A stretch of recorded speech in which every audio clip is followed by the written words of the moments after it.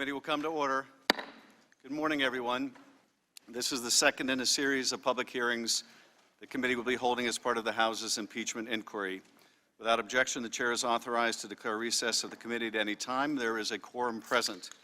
We will proceed today in the same fashion as our first hearing. I will make an opening statement, and then Ranking Member Nunes will have the opportunity to make a statement.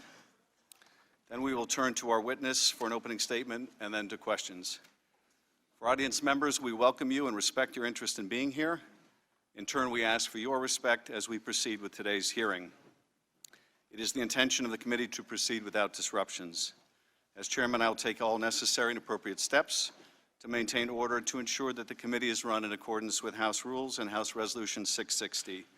With that, I now recognize myself to give an opening statement in the impeachment inquiry into Donald J. Trump, the 45th President of the United States. In April 2019, the United States ambassador to Ukraine, Marie Yovanovitch, was in Kiev when she was called by a senior State Department official and told to get on the next plane back to Washington. Upon her return to D.C., she was informed by her superiors that although she had done nothing wrong, she could no longer serve as ambassador to Ukraine because she did not have the confidence of the president. It was a stunning turn of events for this highly regarded career diplomat who had done such a remarkable job fighting corruption in Ukraine that a short time earlier she had been asked by the State Department to extend her tour. Ambassador Yovanovitch has been in the Foreign Service for 33 years and served much of that time in the former Soviet Union. Her parents had fled Stalin and later Hitler before settling in the United States. She is an exemplary officer who is widely praised and respected by her colleagues.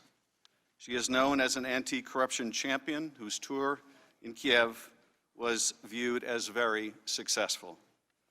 Ambassador Michael McKinley, who had served with her in the Foreign Service for several decades, stated that from the earliest days of her career in the Foreign Service, she was excellent, serious, committed.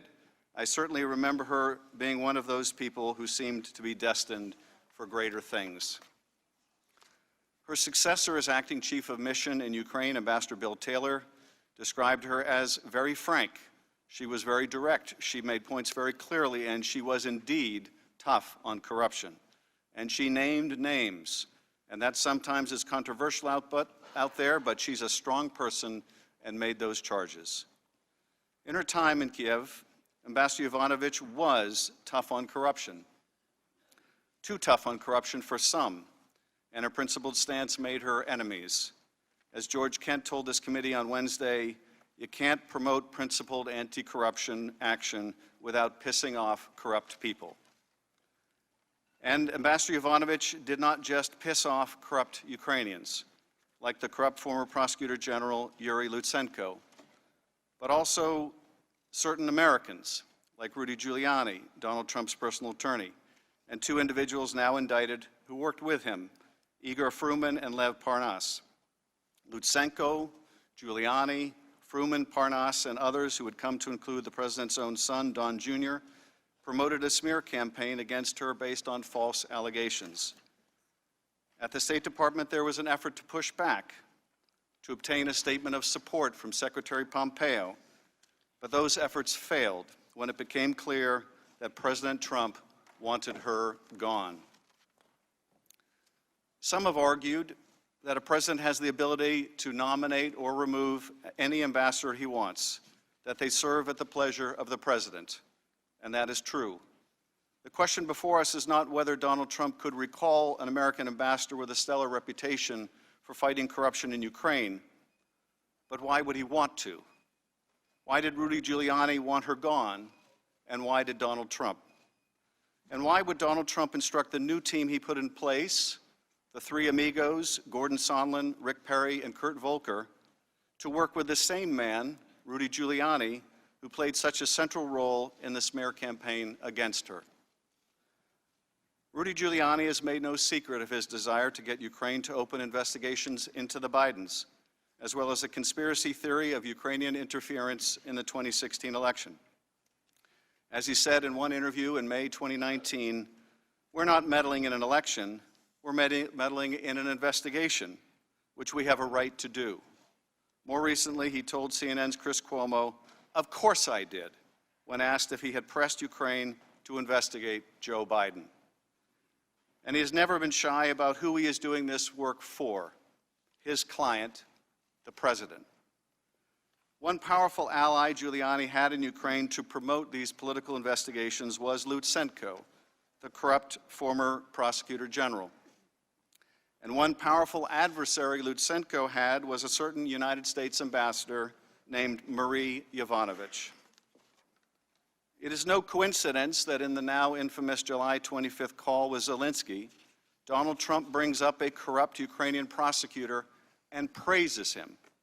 Against all evidence, Trump claims that this former prosecutor general was very good, and he was shut down, and that's really unfair. But the woman known for fighting corruption, his own former ambassador, the woman ruthlessly smeared and driven from her post, the president does nothing but disparage, or worse, threaten. Well, she's going to go through some things, the president declares. That tells you a lot about the president's priorities and intentions. Getting rid of Ambassador Yovanovitch helped set the stage for an irregular channel that could pursue the two investigations that mattered so much to the president: the 2016 conspiracy theory, and most important, an investigation into the 2020 political opponent he apparently feared most, Joe Biden. And the president's scheme might have worked, but for the fact that the man who would succeed Ambassador Yovanovitch, whom we heard from on Wednesday, Acting Ambassador Taylor, would eventually discover the effort to press Ukraine into conducting these investigations and would push back, but for the fact also that someone blew the whistle. Ambassador Yovanovitch was serving our nation's interest in fighting corruption in Ukraine, but she was considered an obstacle to the furtherance of the president's personal and political agenda. For that, she was smeared and cast aside. The powers of the presidency are immense, but they are not absolute, and they cannot be used for corrupt purpose. The American people expect their president to use the authority they grant him in the service of the nation, not to destroy others to advance his personal or political interests.